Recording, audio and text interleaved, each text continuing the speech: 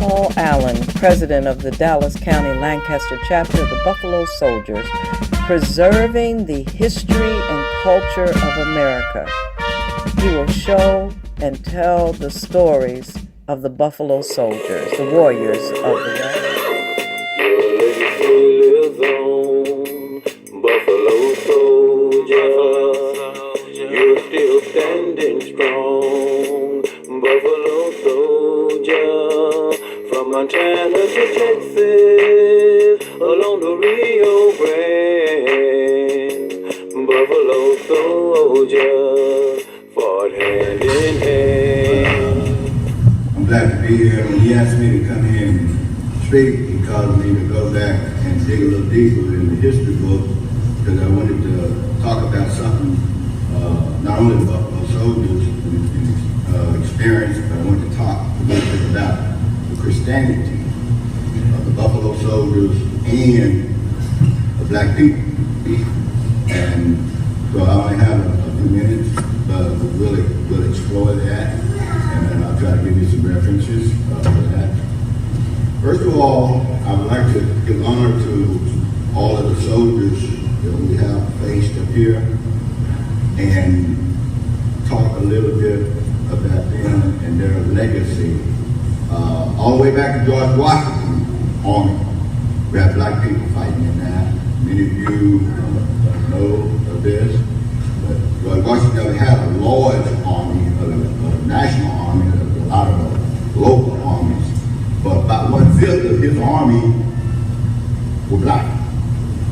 And he called them mixed, he called his army a mixed match army. They ate together, slept together, they fought together, they died together. It would be 175 years after that before you would have the integrated military again. Of course, that was after the Korean War. The reason I mention this is we know that we live basically black and white in two different societies and two different cultures. Thus, our religious experiences are different, and we celebrate God in a different way. And that relates back to most of us who are African Americans or West African. Not all of us, but a lot of us, the majority of us come from West Africa and been slaves. And in West Africa, they believed in a superior being. They didn't call it God. They didn't call it Jesus Christ. But they believed in a superior being. They did not have the Protestant concept of God as we know him today. But they bent, twisted to their own culture, the West African culture, this Protestant religion. That's why we're, as African Americans, have a little bit more spirit, a little bit more swagger in our celebration of God than most other people, because religion is us. It is a part of us. It's a part of our heritage that we bought from Africa, that we shaped and bent as slaves. Because as slaves, we were thought of as being subhuman, nothing. Even when they legalized us, we were 3/5 of a human being. We were not seen as human beings. So we had to bend our religion in order to make ourselves feel like human beings, make ourselves feel like whole. And so we fight. I fought in Vietnam, and I understood, as I said, the differences in the culture. But I would be remiss if I didn't mention the fact that all through, ever since 1620, and even actually further back than that, when the first blacks set foot on American soil, there were always other people heavily, black people, even in slavery. Not all white people in the South owned slaves. Only a small percentage of them owned slaves. And ironically, some of the historians suggested those that owned most slaves were the most religious. Again, it's different from black religion. Remember I said that that we shaped Christianity so we have an understanding from our culture, from our West African culture. And so, when I fought in Vietnam, it was about the time that Martin Luther King, Bobby Kennedy, and also President Kennedy, before that had been killed. And even before that, I understood there was two cultures because I was the first black male to go to McKinney High in 1964. I walked 4 miles one way just to take agriculture. And I understood the difference way before the end, of course, of the different culture. Let's call it culture. We can't say race anymore because we can walk up to a person who is the fairest of fair and they have a culture of African American. We can walk up to a person who is dark and dark and they can have a culture of Anglo-Saxon Protestant. We can't say race anymore. In the truest sense of the word, we talk about culture. And so when I went to McKinney High, took agriculture, we rode in rodeos. I rode in rodeos. Couldn't get my relatives, my daddy, my granddad, anybody to come to the rodeo because they were afraid of passing. Rode in rodeos in Greenwood, Texas. Black lands, white people. I saw no black people in there at all. Not even working the shoes. So I carried that. I carried that legacy. I carried that culture that I learned in McKinney High. I know they carried the culture of the rodeo culture that are on horses, along some of the best roping horses in the world. Matter of fact, I had one that competed in the World Roping Championship.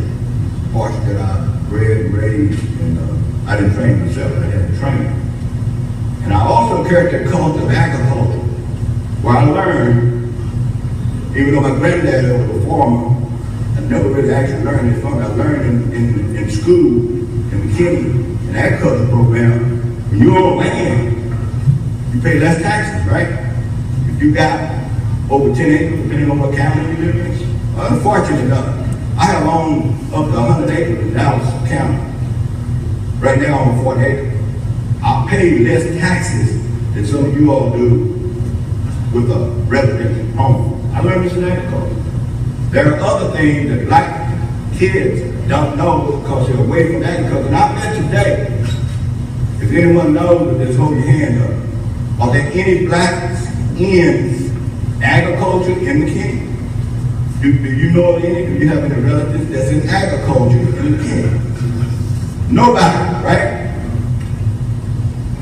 And let me tell you folks something. There are billions of dollars laying out in the federal coffers for black kids to go into farming, go into ranching. And this was done because the Black Farmers of America filed a lawsuit back years ago and it finally settled and signed when President Obama was in office, and it's laying there. But no one's taking advantage of it. No one in McKinney. McKinney has the best agriculture program in the world. And no one is taking advantage of this money. Okay, so let me go ahead and close out. So the Buffalo Soldiers, ladies and gentlemen, the reason why we talk about them so much today is because it's the first time in America that soldiers were legalized to fight for America. Remember I said they fought George Washington fought the war of 1812,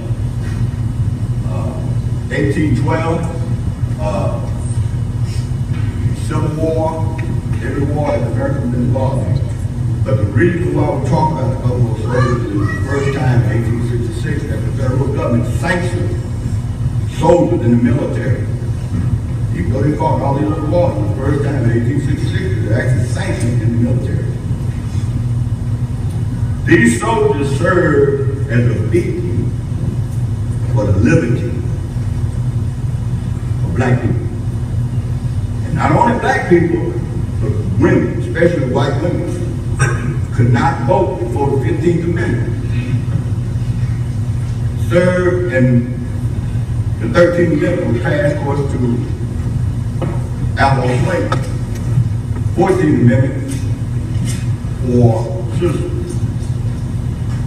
So we talk about the Buffalo Soldiers today because it's documented, the federal government was legalized. And they give us these amendments which we still deal with today in terms of rights of humans. 13th, 14th, 15th Amendment. I want to thank all of y'all today for giving me the opportunity to come to church today.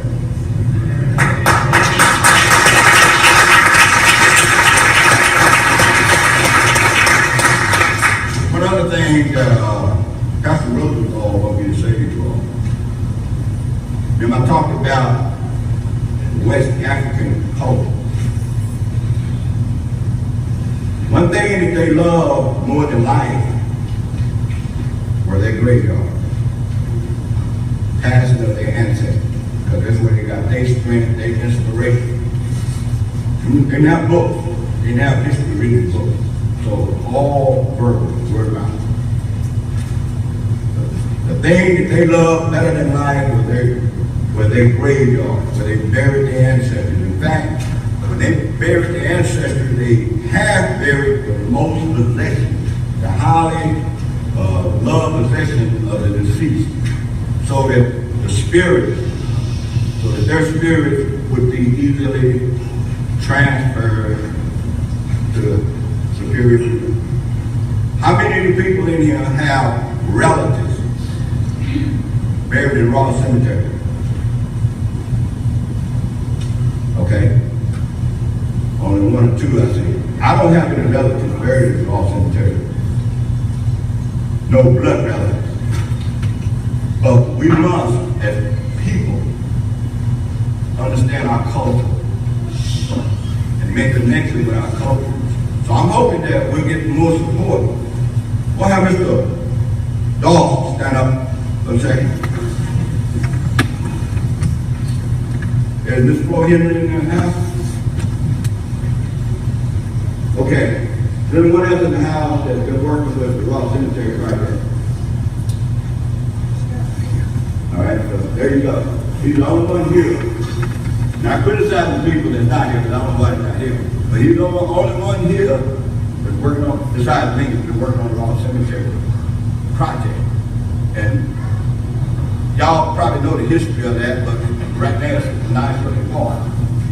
So I'm asking, and by the way, I want to thank the church for donating money that you donated to Cleveland Cemetery up. So let's give yourself a hand.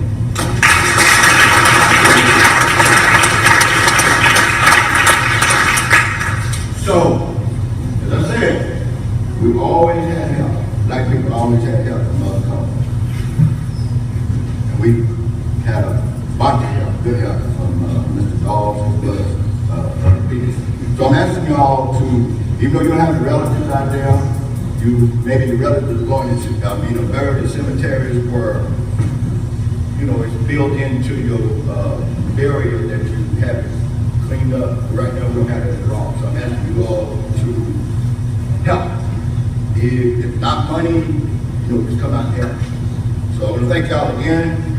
And I am a home boy.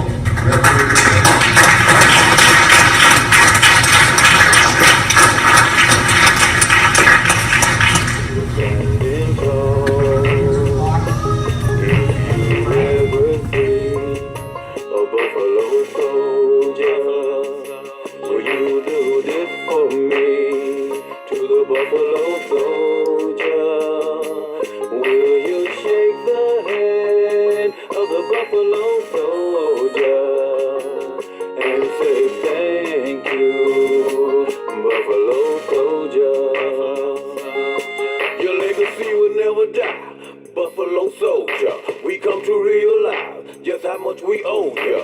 The 1910th Cavalry Regiment served on the frontier. What did they do? Haven't you heard? They build forts, build roads, telegraph lines, protected railroads from danger and crime.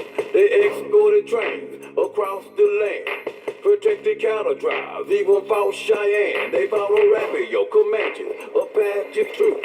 The Buffalo Soldiers had a job to do. They showed bravery, tenaciousness again and again.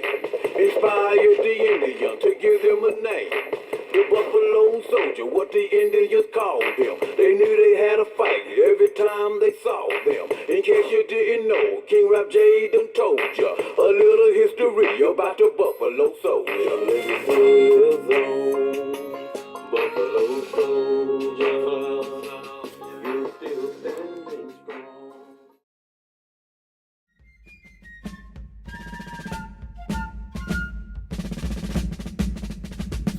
The Dallas County Lancaster chapter of the Buffalo Soldiers is committed to advancing citizenship and life skills for youth and adults through practical learning programs marinated in the lessons of the American legends, the Buffalo Soldiers.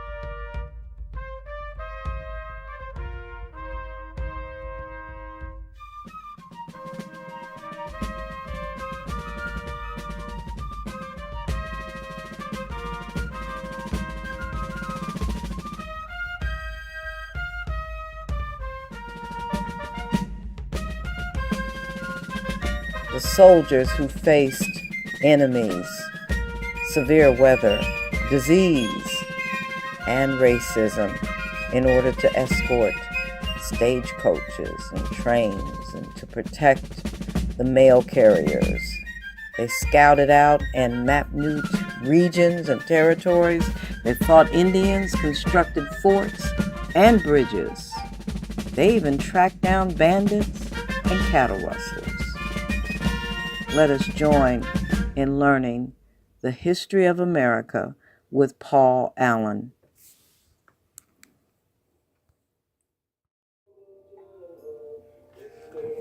Cowboy, keep the legacy strong. Mr. Paul Allen, Mr. Buffalo Soldier, still in the saddle, soldier ride on, Buffalo Soldier, still in the saddle, soldier ride on. You keep the story alive through living history.